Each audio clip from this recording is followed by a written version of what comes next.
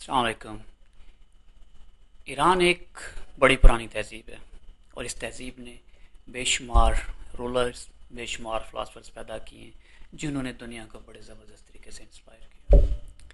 तो आज हम ये देखेंगे कि आज का जो ईरान है, मौजूदा जो ईरान है, इस ईरान की ख़ास तौर पे जो 1979 के बाद रेवोल्यूशन के बाद आया, उस ईरान के ऊपर कौन से जो फ़िलासफ़र्स हैं जिन्होंने इनके वर्ल्ड व्यूज़ को, इनकी आइडियोलॉजीज़ को इंस्पायर किया।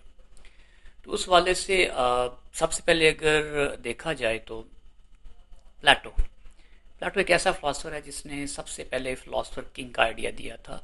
यानी कि जो फ़िलासफ़ी को समझता है सिर्फ उसी को हक है कि उसको किंग बनाया जाए, क्योंकि वो इल्म वाला होता है, वो ज़्यादा बेहतर फैसले कर सकता है।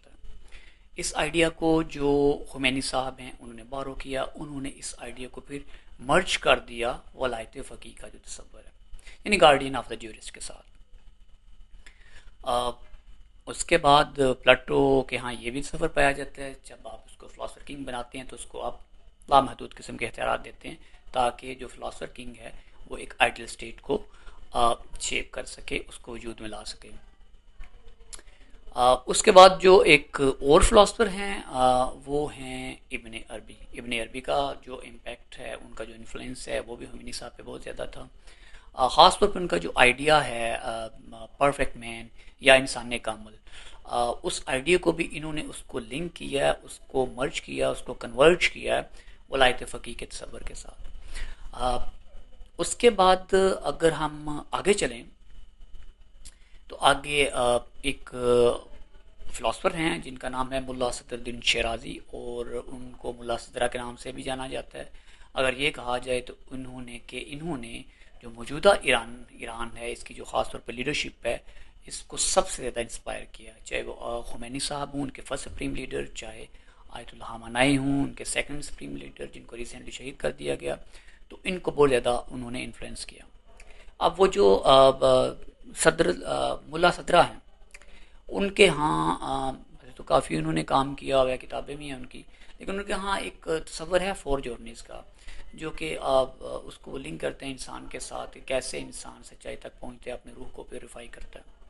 तो उसको जब वो एक ख़ास पॉइंट के ऊपर पहुँचता है, उसको क्लियर करता है, तो इस पोजीशन में आ जाता है कि वो दूसरों से मुमताज़ होता है, वो बेहतर, उसका इंटेलेक्ट हो जाता है, वो स्पिरिचुअली वो ग्रो कर जाता है, तो उसका हक है कि वो दूसरी कौम को लीड करे और एक आइडियल स्टेट को वजूद में लेकर आए।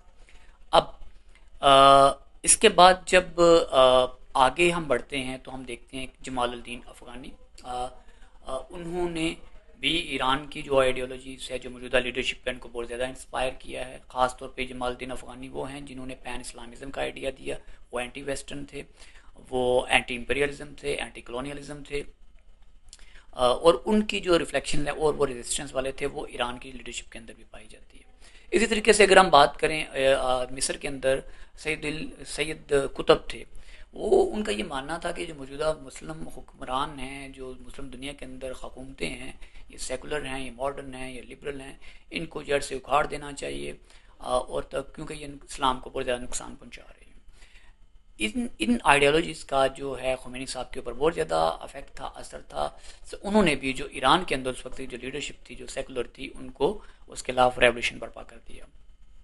और हत्या कि 1982 में हुमैनी साहब ने ये भी एक स्पीच में कहा था कि अभी हम ये रेवोल्यूशन लेकर आए हैं, तो इस रेवोल्यूशन को दुनिया को भी एक्सपोर्ट किया जाएगा ताकि वो भी इससे फ़ायदा उठा सकें।